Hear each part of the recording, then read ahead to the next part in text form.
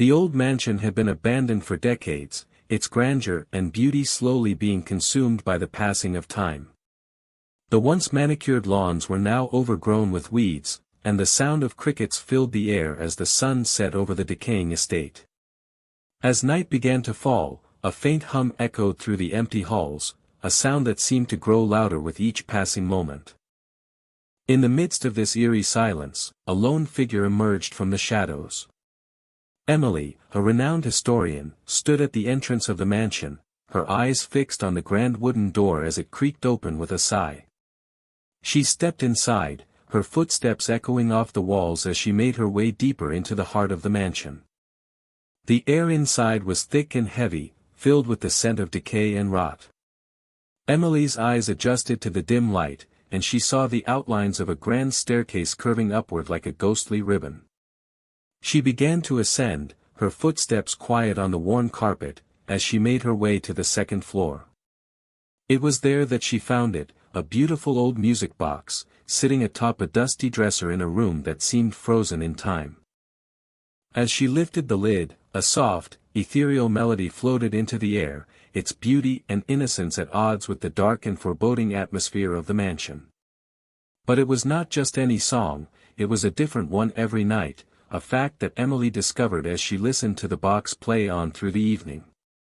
The melody was haunting and captivating, but it was the fact that it seemed to change every time that sent a shiver down her spine. Over the next few nights, Emily found herself drawn back to the music box, eager to hear the next song in the ever-changing playlist. But as the melodies grew darker and more discordant, she began to feel a creeping sense of dread. It was as if the music box was trying to tell her something, to warn her of some impending doom. She tried to shake off the feeling, telling herself it was just her imagination, but she couldn't shake the feeling that she was being watched. As the nights wore on, the music box seemed to grow more and more sinister. The melodies grew louder, more jarring, and Emily began to feel like she was losing her grip on reality. She started to see things out of the corner of her eye, shadowy figures darting around the edges of her vision, their presence confirmed by the faint rustling of clothes or the creaking of floorboards. Despite her growing unease, Emily felt an irresistible pull towards the music box. She had to hear the next song, to uncover the secrets that it held.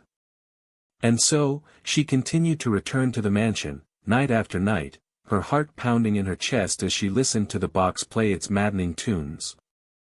But it was on the fifth night that the music box played its most sinister song yet. The melody was a cacophony of discordant notes, a chaotic jumble of sound that seemed to shake the very foundations of the mansion. Emily felt her grip on reality begin to slip, and she stumbled backward, her eyes wide with terror. As she turned to flee, she saw a figure standing in the doorway, its eyes fixed on her with an unblinking stare. Emily tried to scream, but her voice was frozen in her throat, unable to escape. The music box seemed to grow louder, its melody reaching a fever pitch as the figure began to move towards her. In a burst of adrenaline, Emily turned and ran, the music box's melody echoing through the halls as she fled for her life. But as she stumbled down the stairs, she realized that she was trapped, the front door was locked, and she was alone in the mansion with the music box's infernal melody still echoing in her ears. And then, just as suddenly as it had begun, the music stopped.